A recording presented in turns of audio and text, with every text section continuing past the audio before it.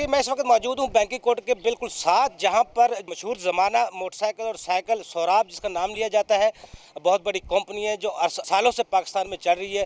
आज हालात ये हैं, मुल्क में एक इंडस्ट्री बंद होती जा रही है और जो वर्कर मुलाजमीन है वो तनख्वाहें ना मिलने की वजह से परेशान है। आप मेरे पीछे ये एहतजाज दे सकते हैं, ये जिनको सैलरी नहीं मिली 3-3 4-4 माह से, उन पैसे नहीं मिल रहे। और दूसरा फैक्ट्रियाँ भी और वो इंडस्ट्री भी बंद हो चुकी है। सबसे ज़्यादा जिसका नुकसान वर्कर को है। इस पर अब मेरे साथ गुफ्तगू करने की मौजूद हैं जो ये सोराब साइकिल और मोटरसाइकिल के यूनियन है, लेबर यूनियन है, उसके सदर हैं असगर अली साहब मेरे साथ मौजूद हैं। दीगर से भी जानते हैं। असगर अली साहब, क्या हालात हैं, क्या वाक़यात हैं, आज ये जो वर्कर हैं क्यों बाहर हैं? बिस्मिल्लाहिर्रहमानिर्रहीम।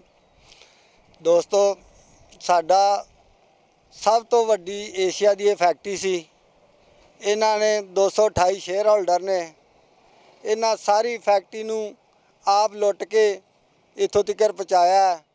असी आंदे रहे हाँ कि ये वर्कर नूं फैक्ट्री दे दो, असी वर्कर खुद चलावांगे और जिन्नी तुसी प्रॉफिट लैंदे हो इन्नी तुहानूं प्रॉफिट भी देवांगे। जिहड़े डायरैक्टर और मैनेजर असी उन्हां नूं डील करांगे, उन्हां नूं कंप्रोमाइज़ दे नाल रखांगे, तुसी इह अख्तियार सानूं दे दिओ।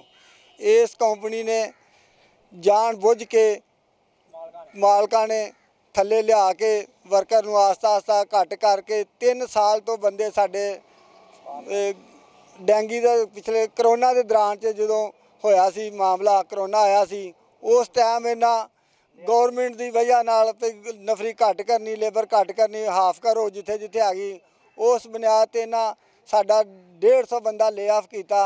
वो अज तक 3 साल तकरीबन हो गए ने, अज तक ले ऑफ दे वे उन्होंने कोई ले ऑफ दे पैसे नहीं मिले, कोई उन्होंने वाजबात नहीं मिले। तो इन्हों ने हुण आन के इन्हां 4 महीने हो गए ने फैक्ट्री 1 टू ऑल बंद की है। 14 दिन की ले ऑफ करा के, तो कानून के मुताबिक 14 दिन की ले ऑफ होंदी है, वो करा के इन्हां अगों बिजली कटवाती है, खुद बिल नहीं जमा कराया, डीआं लवाइयां ने उत्थे, तो पैसे भी आ गए ने इन्हां कोल। इन्हां बिजली कटवा के तो लिख के लाया जी ले ऑफ है, जदों तक बिजली नहीं लगेगी। बिजली तो इन्हां लवानी है, बिजली ये लवाणगे तो ये चलेगी, और बिजली लवांदे नहीं तो ये सारा माल स्क्रैप मशीनरी जो भी है वे अंदरों वेच के तकरीबन पिछले जुलाई तो लैके अज इस अप्रैल तक कि 20 करोड़ का माल इन्हां तकरीबन स्क्रैप की मद च बेचा।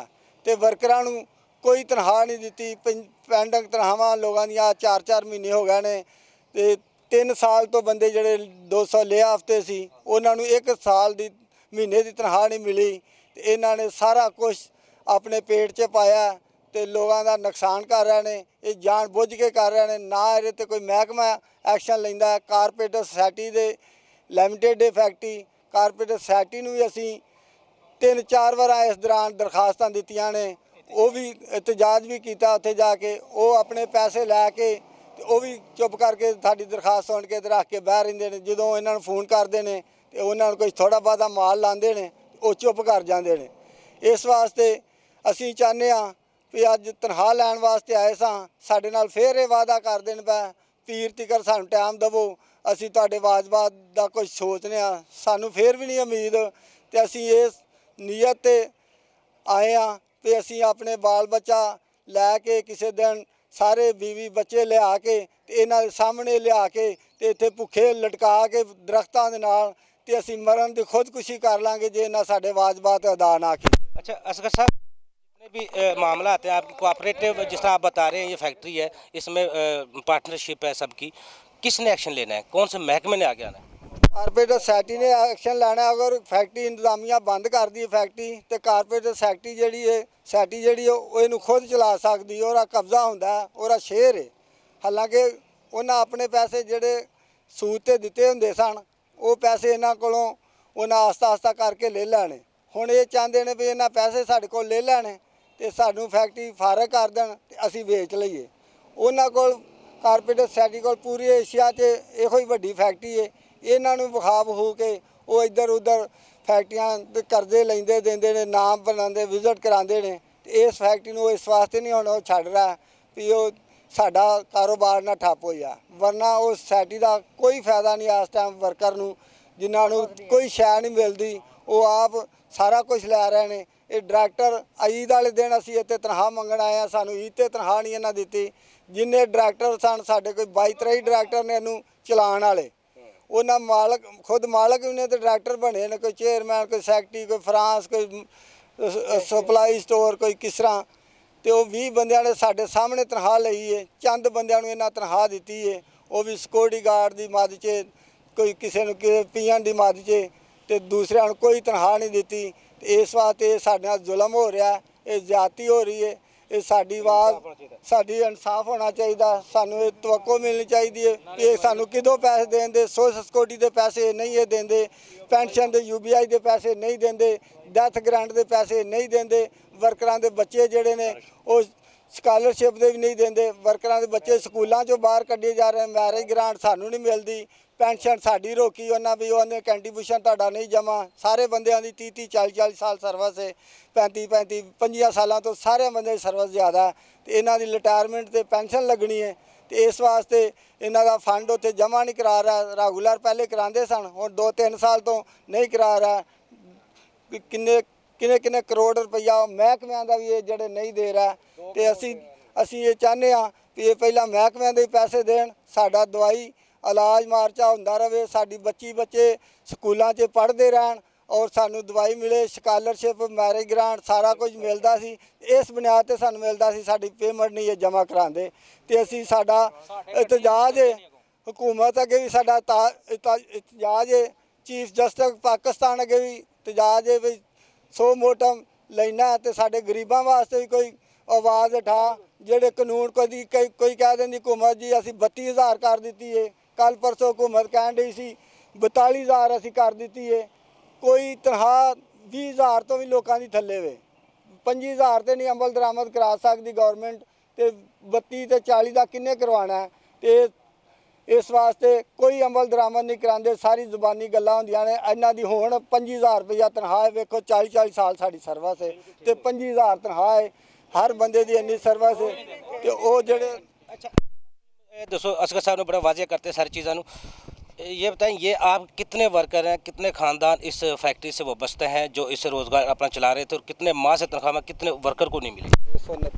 229 जिनका हमने स्टे भी लिया लेबर कोड नंबर 3 से। तो ये जो 229 वर्कर हैं, कुछ कॉन्ट्रैक्टर इसके साथ हम तकरीबन 3 साल से जो लोगों के मतलब वाजबात के लिए स्ट्रगल कर रहे हैं, ये लापरवाही और हाथ धर्मी का मुजाहरा कर रहे हैं। बेसिकली कोऑपरेटिव अदारा जो हमारे जिसके हम अंडर हैं, वो अदारा इसके ऊपर बैठा हुआ है।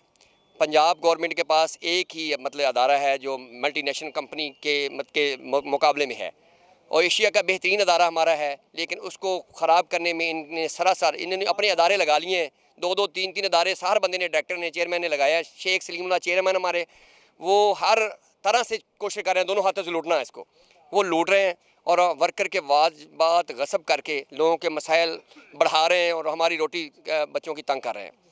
तो मेरी आपसे सदा है, मीडिया के वसात से पंजाब हुकूमत को भी मैं अर्ज़ कर रहा हूँ और मरकज़ को भी अर्ज़ कर रहा हूँ कि ये मरकज़ी लेवल का भी अदारा है, चूँकि ये कोऑपरेटिव अदारा जो है मरकज़ में भी हमारा है और मरकज़ से निकल गया है, ये मल्टीनेशनल पंजाब में है। तो मल्टीनेशनल कंपनी चूँकि एक अंडर इसकी अदारा है, तो हम चाहते हैं कि वो डेलीगेशन जितने भी बाहर से आते हैं ना, राणा साहब ने फरमाया जितने डेलीगेशन आते हैं, डेलीगेशन की हद तक ये शो करवाते हैं बैठे हुए वहाँ पे ऑफिस में। डेलीगेशन को कहते हैं कि ठीक ये हमारे पास मल्टीनेशनल अदारा है, लेकिन उधर बैठ के पैसे पूसे दे के तोड़ देते हैं और ये पैसे इनसे लेके मौज करते हैं। तो हमारी इल्तिजा है मीडिया के वसात से कि हमारे बच्चों के हकूक़ गसब ना किए जाएँ, इनके वाजबात जितने भी हैं जो 3-3, 4-4, 5, 16 से लेके तकरीबन लोग रिटायर हैं, और जो लोग रिटायर हैं उनके वाजबात भी नहीं दिए गए, उनके बच्चे बिलक रहे हैं, उनके बुज़ुर्ग मर गए हैं, दुनिया से चले गए हैं। 4 करोड़ 5 करोड़ बंदा जो पैसे रह गए हैं, जिनके 4-5 करोड़ रुपया अभी देने वाला है उन बंदों का भी जो जिनकी डेथ हो गई है या जो बच्चे मतलब रिटायर हो गए हैं, उनके मामलात रुके हुए हैं, बड़े मुश्किल में हैं। हमारी दादरसी की जाए, हम इस्तदा करते हैं मीडिया के ज़रिए कि हमारा ये आवाज़ ऊपर तक पहुँचाई जाए ताकि ये आगे आने वाला मसला कोई बहुत ज़्यादा ख़तरनाक ना हो जाए। आपने नाज़रीन सुना होगा, मेरी वज़ीर-ए-आज़म पाकिस्तान शहबाज शरीफ साहब से इल्तमास है कि जो आप कहते हैं मैं अपने कपड़े बेचकर आवाम को आटा मुहैया करूंगा, फ्री आपने लोगों को आटा भी दिया।